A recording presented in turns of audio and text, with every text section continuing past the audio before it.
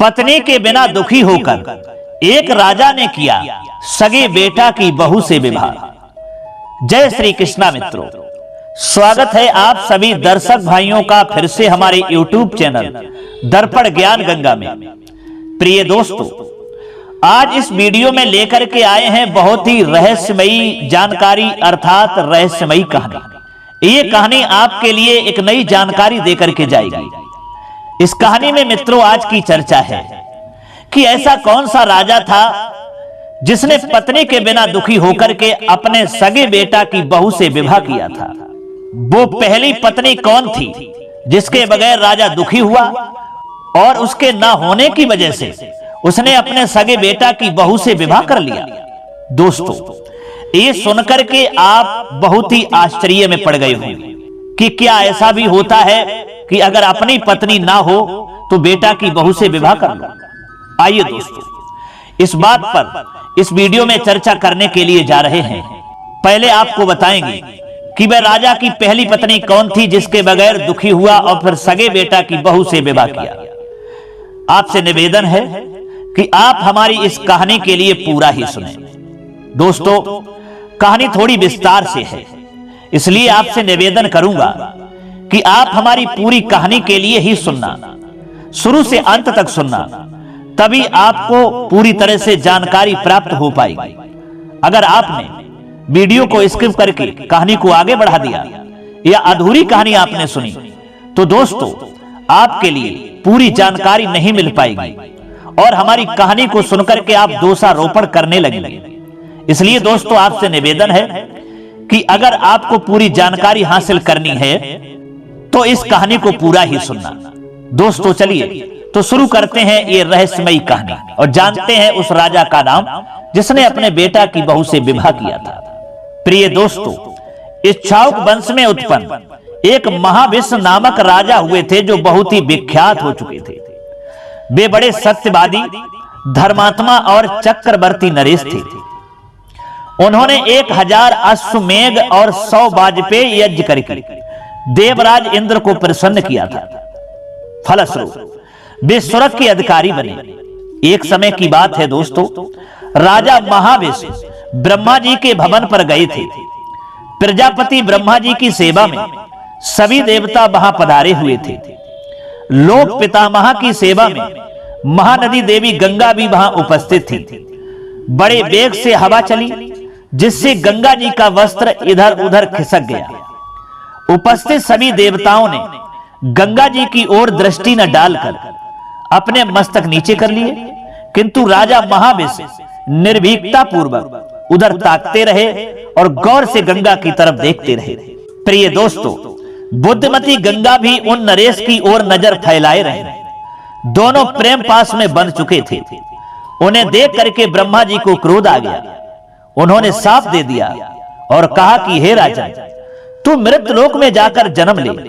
वहां जब तू बहुत पुण्य करेगा तब उसके फलस्वरूप फिर तुझे स्वर्ग में रहने की सुविधा मिलेगी और अधिकार मिलेगा।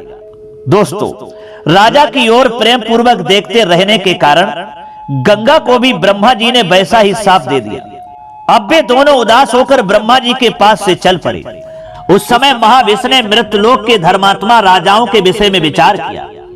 अंत में पुरुवंशी राजा प्रतीक के घर में जन्म लेने की बात उन्हें जच गई।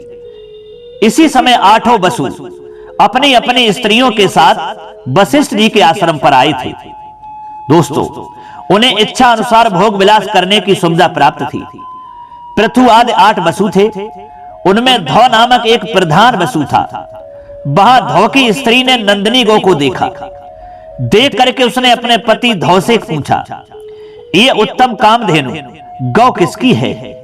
तो दोस्तों धौ ने उत्तर दिया और कहा कि हे प्रिय, ये उत्तम गौ वशिष्ठ जी की है। स्त्री अथवा पुरुष कोई भी हो, यदि उसे इस गाय का दूध पीने का अवसर मिल जाए तो वह निश्चय ही 10,000 वर्ष तक जी सकता है और उसकी जवानी सदा स्थिर रह सकती है। ये बात सुनकर दोस्तों धौ की सुंदर स्त्री ने कहा कि मेरी एक सखी मृतलोक में रहती है। वह राज ऋषि उसीनर की पुत्री है। वह अनुपम सुंदरी है। हे महाराज, आप उसी मेरी सखी के लिए इस पुण्यमयी एवं इच्छा अनुसार दूध देने वाली नंदिनी गाय को बछड़े सहित अपने उत्तम आश्रम पर ले चलिए, और जब तक मेरी वह सखी इस गौ का दूध ना पी ले तब तक वहीं रखिए। ऐसा होने पर वह सखी मानव समाज में प्रथम श्रेणी की होकर रहेगी, उसे बुढ़ापा और रोगों का सामना नहीं करना पड़ेगा। यद्यपि धौ के मन में पाप भावना नहीं थी, फिर भी स्त्री की बात सुनकर दोस्तों उसने मनोनिग्रह मुनिवर वशिष्ठ जी का अपमान करके उस नंदिनी गाय को चुरा लिया। उस कार्य में पृथु आदि सभी वसु सहायक थे। नंदिनी का अपहरण हो जाने के पश्चात महान तपस्वी वशिष्ठ जी फल फूल लेकर अपने आश्रम पर आए। आते ही उनकी गाय की ओर दृष्टि गई। उन्हें अपने आश्रम पर गाय एवं बछड़ा दोनों ही नहीं दिखाई पड़े। वे तेजस्वी मुनि गुफाओं और वनों में भी उस गाय को खोजने लगे। जब उन्हें कहीं भी गाय नहीं मिली तब उन्होंने ध्यान लगाकर देखा तो उन्हें ज्ञात हो गया कि वसुगण मेरा अपमान करके गाय को चुरा करके ले गए हैं। दोस्तों तब वे बोले कि इस अपराध से उन सभी वसुओं को मनुष्य योनि में जन्म लेना पड़ेगा, इसमें कुछ भी संशय नहीं है। यूं स्वयं वशिष्ठ जी ने वसुओं को दोस्तों साफ दे दिया। ये सुनकर के वसुओं का मन खिन्न हो गया। हमें साफ हो गया है ये जान करके वे ऋषि के पास पहुंचे और मुनियों को प्रसन्न करते हुए उनकी शरण ग्रहण की। तब सामने खड़े हुए उन दयनीय वसुओं से धर्मात्मा वशिष्ठ जी ने कहा, तुम सब तो एक बरस के बाद साथ से छूट जाओगे, किंतु जिसने मेरी उस प्यारी नंदिनी का अपहरण किया है उस धौ नामक वसु को बहुत दिनों तक मानव योनि में रहना पड़ेगा। दोस्तों शापग्रस्त हो जाने के पश्चात वसुओं ने देखा नदियों में श्रेष्ठ गंगा जी रास्ते में जा रही थी। शाप के कारण गंगा जी का मन भी अत्यंत उदास था। वसुओं ने नम्रता पूर्वक उनसे कहा कि हे देवी, हम सभी अमृत भोजी देवता मृत लोक में कैसे उत्पन्न होंगे? हमें मनुष्यों के उदर में जन्म लेना पड़े, ये तो बड़ी चिंता की बात है। अतः सरिताओं में सुप्रसिद्ध गंगा जी, आप ही मनुष्य होकर हमारी जननी बनने की कृपा करें। हे कल्याणी, शांतनु नाम से प्रसिद्ध जो राजा हैं उन्हें आप पति देव बना लें, फिर हमें उत्पन्न होते ही आप जल में फेंक दीजिएगा। गंगा जी ने दोस्तों उनकी बात को सुनकर के ये स्वीकृति दे दी और तैयार हो गए। फिर भी सभी वसुगण अपने अपने लोक को चले गए। देवी गंगा भी वहां से चल पड़ी। उनके मन में बार बार विचार उठ रहा था। उसी समय राजा महाविष प्रतीक के घर पुत्र रूप से दोस्तों उत्पन्न हुए। उनका नाम शांतनु रखा गया। उन्हें राज ऋषि की भी उपाधि मिली थी। वे बड़े धर्मात्मा और सत्य प्रतिज्ञ हुए। जब राजा प्रतीक ने अमित तेजस्वी सूर्य का स्तवन किया तब उन्हें फलस्वरूप एक कन्या भी मिली। वर की अभिलाषा करने वाली वह सुंदरी कन्या जल से निकलकर दोस्तों प्रतीक की पवित्र दाहिनी जंगा पर बैठ गई। वह जांग ऐसी थी मानो साखू का वृक्ष हो। तब राजा प्रतीक ने गोद में बैठी हुए उस कन्या से कहा कि हे कल्याणी, तुम बिना पूछे ही मेरी दाहिनी पवित्र जंगा पर आ बैठी हो, तुम्हारी क्या इच्छा है? उस कन्या ने दोस्तों तब प्रतीक से कहा कि हे राजन, आप कुरु वंश के एक महापुरुष हैं, मैं आपको पति बनाना चाहती हूँ, अतः मैं आपके अंक में बैठ गई हूँ। आप मेरी सेवा स्वीकार करने की कृपा कीजिए। दोस्तों तब उस नवयुवती सुंदरी कन्या से प्रतीक ने कहा, पति की अभिलाषा करने वाली पराई स्त्री से काम के विवश होकर मैं संग नहीं कर सकता। हे भावनी, ये जान लो, अपनी कन्याओं और पुत्र वधुओं के लिए ये स्थान निश्चित है। अतः कल्याणी, तुम मेरी पुत्र वधु बन जाओ।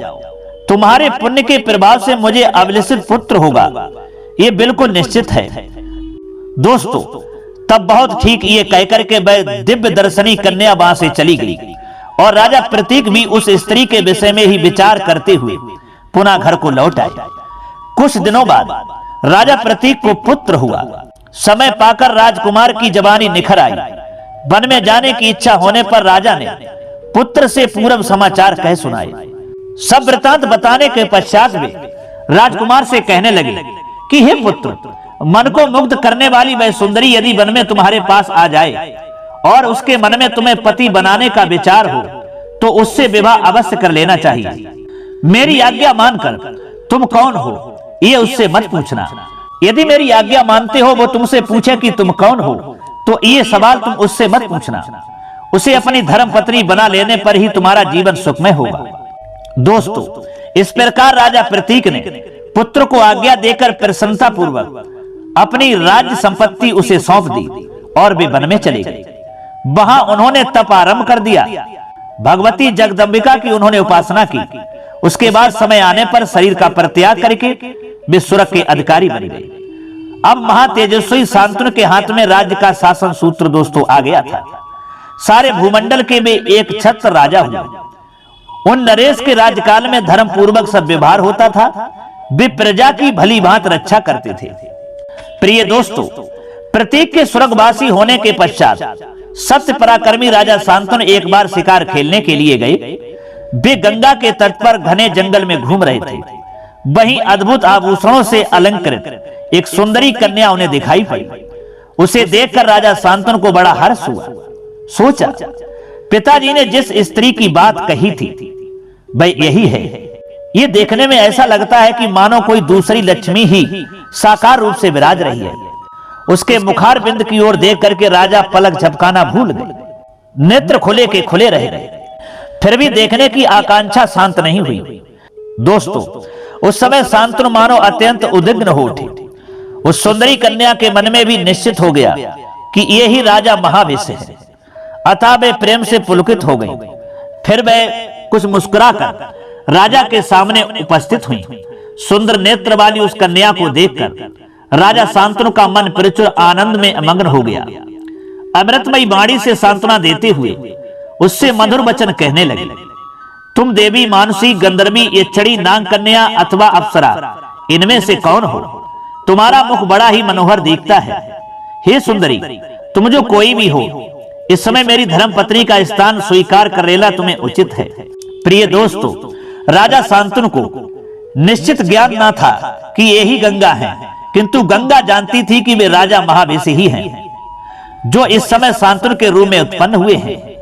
अतः पूरा प्रेम के संबंध को याद करके गंगा ने राजा की बात मान ली। साथ ही हंसकर उनसे कहने लगे कि हे राजा, आप राजा प्रतीक के सुपुत्र हैं। मैं आपको खूब जानती हूँ। कौन सुंदरी है जिसे भाग्यवश ऐसे सुयोग्य पति देव मिल जाए और वह उन्हें वर्ण करना ना चाहे। परंतु हे राजन, आप वचनबद्ध हो जाएं, तब मैं आपको पति बनाऊंगा। दोस्तों, गंगा के ये वचन सुनने के बाद में तब राजा शांतनु कहते हैं कि बताइए हमको क्या वचन देना होगा। तब गंगा जी ने कहा कि मेरी प्रतिज्ञा सुन लीजिए, फिर मैं आपको स्वीकार कर लेती हूँ। हे राजा, मैं जो कुछ भी कार्य करूंगी वह अच्छा हो अथवा बुरा हो, उसे रोकने के आप अधिकारी नहीं रहेंगे। मुझसे अप्रिय वचन कभी नहीं कहेंगे। हे राजन, आप श्रेष्ठ हैं। फिर भी जिस समय आप मेरी बात ठुकरा देंगे उसी समय मैं आपको छोड़कर चाहे जहां चली जाऊंगी, आप हमको रोक नहीं सकते। दोस्तों, वसुगण जो थे जन्म लेने की बात गंगा जी से प्रार्थना पूर्वक स्वीकार कर चुके थे तथा महाविष का पूरा प्रेम भी उन्हें स्मरण था। इन बातों पर विचार करके ही गंगा ने अपना ये कार्यक्रम बना लिया। मित्रों, गंगा का ऐसा वचन सुनकर के तब राजा शांतनु ने कहा कि मुझे सब स्वीकार है, लेकिन आप हमसे विवाह करें। राजा के यूं कहने पर गंगा जी राजा शांतनु की पत्नी बन गई और विवाह हुआ। इस प्रकार मनुष्य के रूप में प्रकट होने वाली गंगा से राजा शांतनु का विवाह हुआ।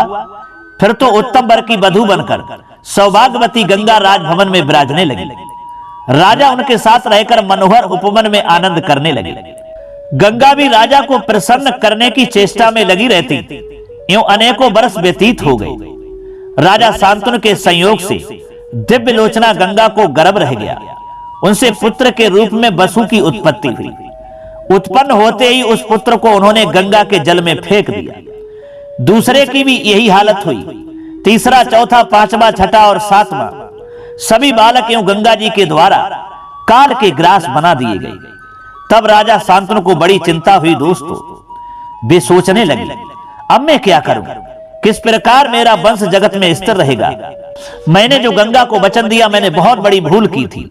ये तो हमारे सारे पुत्रों को मारे जा रहे हैं। ये स्त्री तो पाप का साकार विग्रह है, तभी तो इसने 7 पुत्र मार डाले हैं। मैं इसे मना करता हूं तो निश्चय ही ये मुझे छोड़कर चली जाएगी। अब इसके उदर में ये 8वां गर्भ है। मेरे मन को ये गर्भ बहुत अनुकूल जान पड़ता है। इस समय भी यदि मैं नहीं रोकूंगा तो ये बिल्कुल निश्चित है कि ये पापनी स्त्री उसे भी जल में फेंक देगी। भविष्य में मुझे पुत्र होगा या नहीं, इस संशय को दूर करना साधारण बात नहीं है।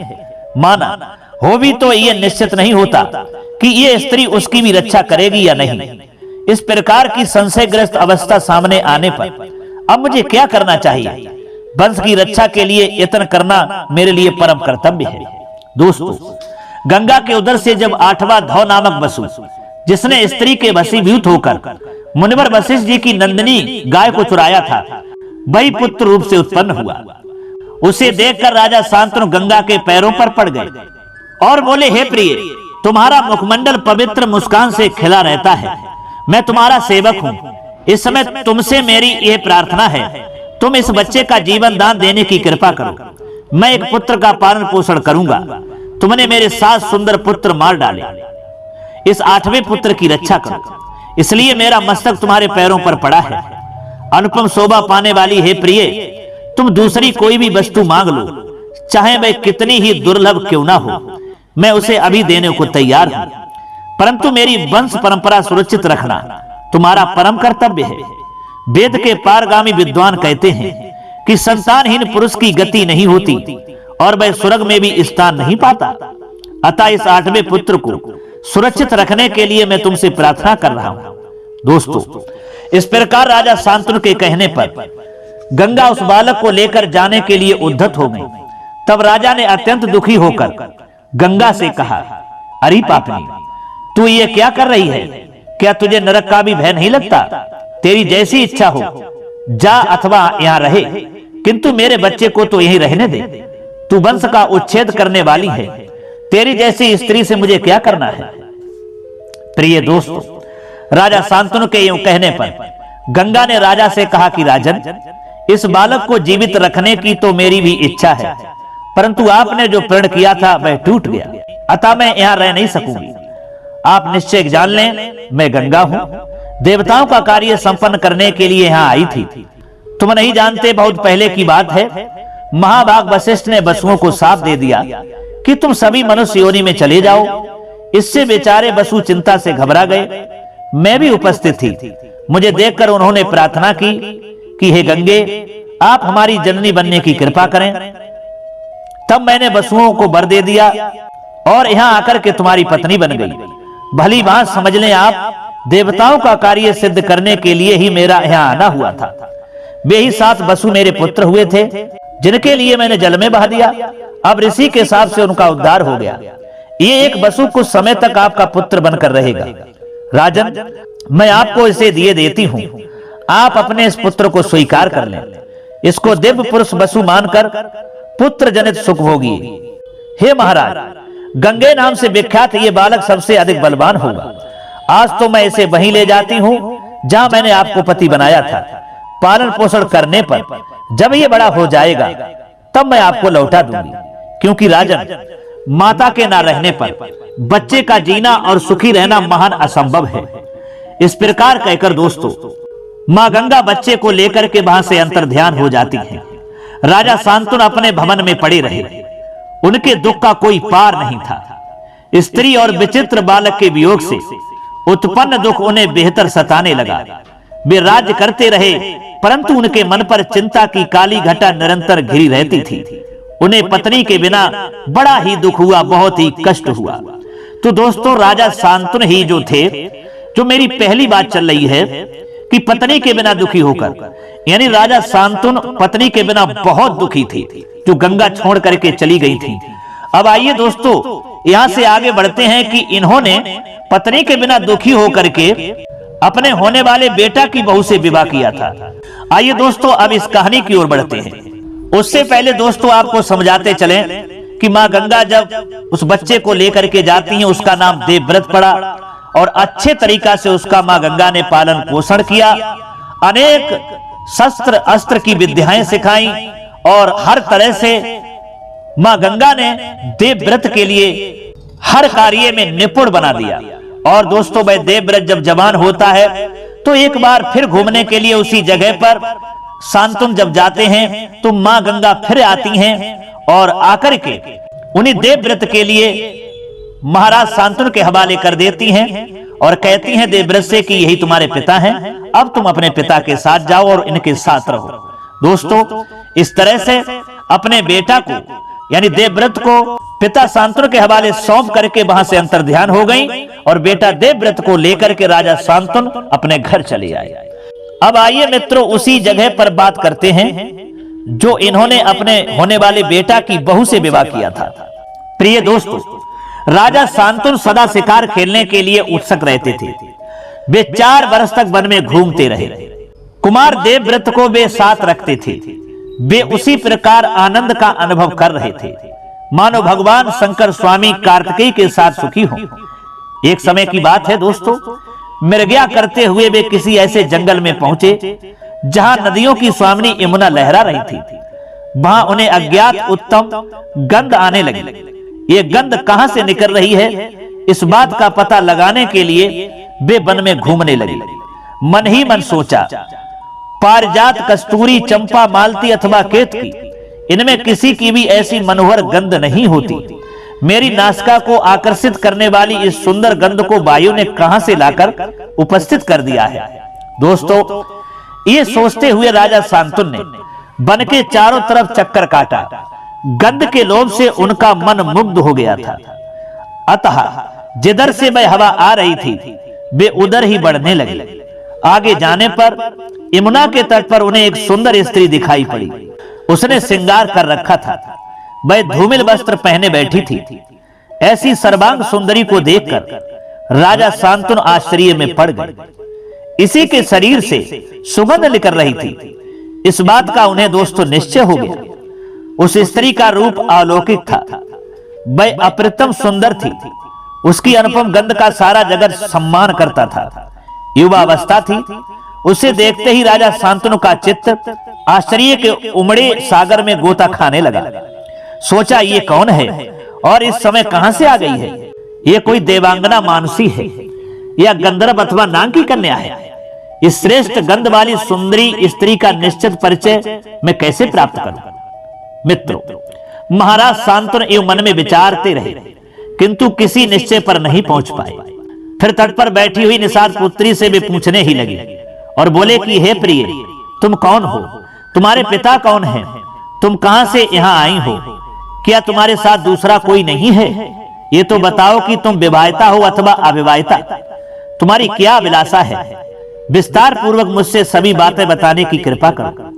दोस्तों, इस प्रकार राजा शांतनु के पूछने पर कमल के समान नेत्र वाली उस युवती स्त्री ने हंसकर के महाराज से कहा कि हे राजा, आप ये जान लें, मैं दासराज की पुत्री हूँ। पिता की आज्ञा अनुसार यहाँ बैठी हूँ। हे महाराज, मैं इस जल में नाव चलाती हूँ। मेरे कुल का यही धार्मिक कार्य है। मेरे पिताजी अभी घर गए हैं। राजन, आपके सामने मैं बिल्कुल सच बात बता रही हूँ। यूं कहकर दोस्तों वह सुंदर कन्या चुप हो गई। राजा शांतनु ने उस कन्या से कहा, मैं कुरु के वंश का एक प्रसिद्ध राजा हूँ। हे मृगनयनी, मेरे घर दूसरी कोई स्त्री नहीं है। तुम मेरी धर्म पत्नी के स्थान को सुशोभित करो। मैं सदा तुम्हारे अनुकूल रहूंगा। मेरी पत्नी मुझे छोड़कर चली गई है। तब से मैंने दूसरी किसी को पत्नी नहीं बनाया। बिना स्त्री के ही जीवन व्यतीत कर रहा हूं, क्योंकि मुझे बगैर स्त्री के कुछ अच्छा नहीं लगता। दोस्तों, राजा शांतनु की वाणी निश्चय ही अमृत के समान अत्यंत मधुर थी। सुंदर गंध वाली एवं सात्विक भावों से संपन्न उस दास कन्या सत्यवती ने उसे सुनकर धैर्य रखा।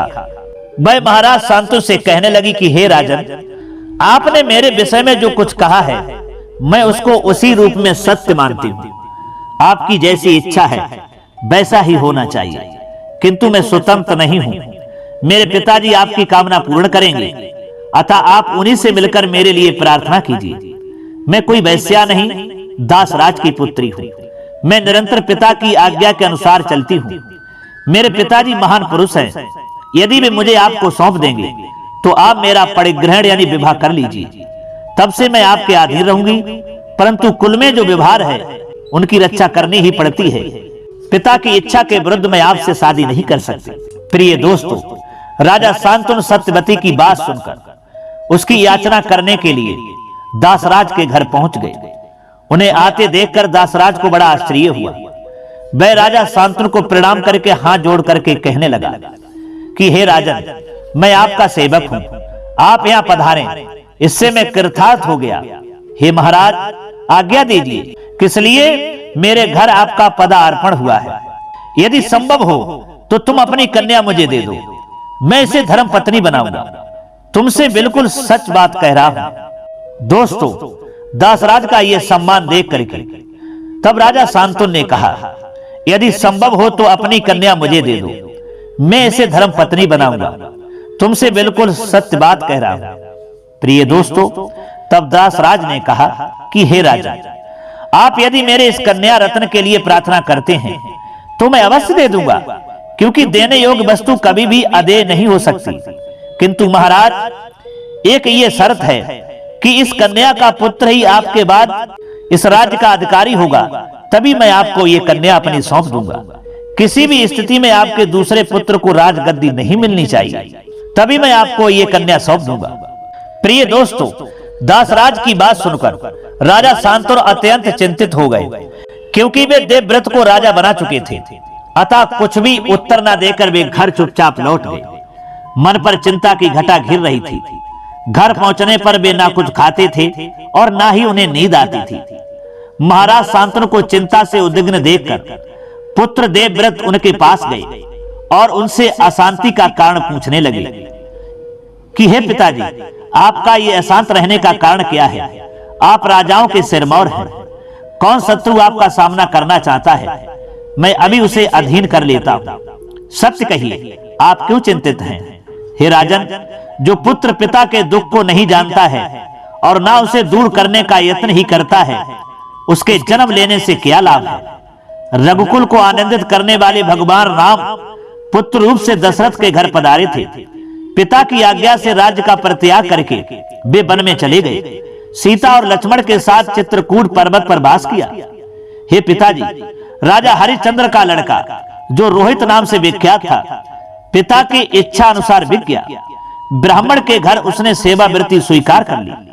हे महाराज, ये शरीर आपका है, मैं कौन सा कार्य करूं?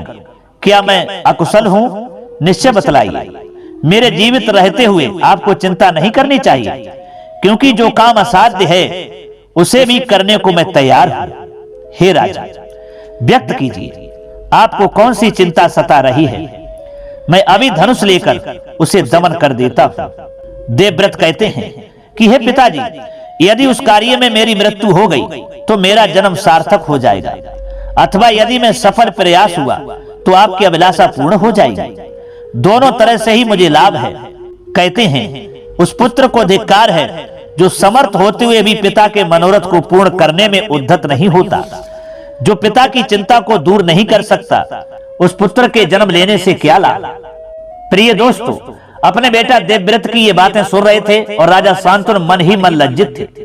अपने पुत्र देवव्रत की बात सुनने के बाद फिर वे तुरंत बोल उठे। राजा शांतनु ने कहा कि हे पुत्र, मुझे गहरी चिंता तो यह है कि तू मेरा एक ही बालक है। यद्यपि तू सूरवीर, पराक्रमी, प्रतिष्ठित एवं संग्राम में पीछे पैर रखने वाला नहीं है, फिर भी पुत्र, एक संतान रहने के कारण मुझ जैसे पिता का यह जीवन विफल है। क्योंकि यदि कभी युद्ध छिड़ा और तू उसमें काम आ गया तो फिर मैं आश्रयहीन होकर क्या कर सकूंगा? हे बेटा, मुझे यही विशेष चिंता है, मैं इसी से दुखी हूं। दोस्तों, राजा शांतनु की बात सुनकर भीष्म जी ने वृद्ध मंत्रियों से पूछा और कहा, इस समय महाराज अत्यंत लज्जित हैं, मुझसे स्पष्ट कहते नहीं हैं। आप लोग उनसे पूछकर निश्चय करके सत्य बात मुझे बताने की कृपा करें, फिर मैं निश्चिंत होकर उन सभी कार्यों को सिद्ध करने में लग जाऊंगा। दोस्तों, देवव्रत की बात सुनकर मंत्री लोग राजा शांतनु के पास गए और हर प्रकार से सारी बातें जानकर उन्होंने देवव्रत को सब बातें बता दी कि आपके पिता का अभिप्राय यह है कि वो दासराज की कन्या से विवाह करना चाहते हैं और इसीलिए वो खुलकर के बोल नहीं पा रहे हैं। दोस्तों, उसी समय अपने पिता का दुख का कारण जान करके उसी क्षण उन मंत्रियों को साथ लेकर के दासराज के घर में देवव्रत चले जाते हैं और अत्यंत नम्र होकर के प्रेम पूर्वक जाकर के कहने लगी कि तुम अपनी सौभाग्यवती पुत्री मेरे पिताजी के लिए दे दो।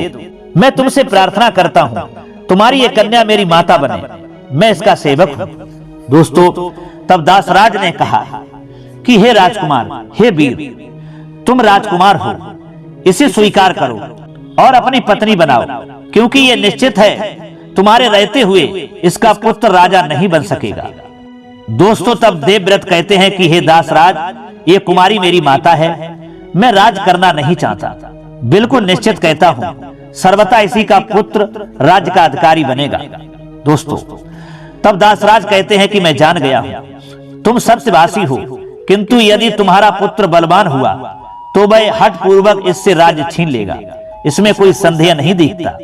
तो दोस्तों, देवव्रत कहते हैं कि हे तात, तो मैं प्रतिज्ञा करता हूं कि मैं विवाह ही नहीं करूंगा और सारी जिंदगी अविवाहित बनकर के रहूंगा। ये मेरी अटल प्रतिज्ञा है, मेरी प्रतिज्ञा किसी भी प्रकार टल नहीं सकती। दोस्तों, ये भीष्म प्रतिज्ञा उसी समय देवव्रत करते हैं, तो यहां पर इन्हीं देवव्रत का नाम भीष्म पड़ा और इन्हीं के लिए आगे भीष्म पितामह के नाम से दोस्तों जाना गया। प्रिय दोस्तों, भीष्म जी की ऐसी अटल प्रतिज्ञा सुनकर दासराज ने अपनी सर्वांग सुंदरी कन्या सत्यवती को महाराज शांतनु के लिए समर्पण कर दिया और इस प्रकार राजा शांतनु ने फिर सत्यवती को अपनी पत्नी बनाया और उससे विवाह किया। तो दोस्तों, इस प्रकार एक राजा ने अपने होने वाली बेटा की बहू से विवाह किया था, क्योंकि दोस्तों जो दासराज यानी सत्यवती के जो पिता दासराज थे वो राजकुमार देवव्रत से विवाह करना चाहते थे और अपना दामाद देवव्रत के लिए मान चुके थे, लेकिन इधर देवव्रत ने इनकार कर दिया और अपनी होने वाली पत्नी के लिए माता समझ लिया और उसका विवाह अपने पिता से यानी राजा शांतनु से करवा दिया और खुद सारी जीवन भर अविवाहित रहे और अटल प्रतिज्ञा के लिए यानी भीष्म प्रतिज्ञा को सारी जिंदगी निभाया।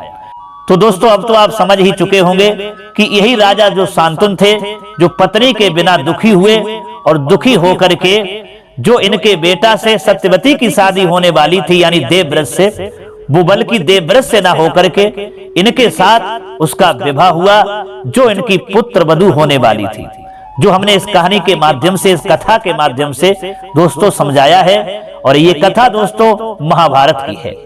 तो दोस्तों, कैसी लगी हमारी ये जानकारी? अगर ये जानकारी और रहस्यमयी कथा आपके लिए अच्छी लगी है, समझ में आई है, तो हमें कमेंट बॉक्स में जरूर बताना।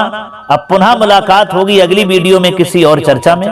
तब तक के लिए सब्सक्राइबर बंधु एवं दर्शक भाइयों के लिए राधे कृष्णा, ओम नमः शिवाय, नमस्कार।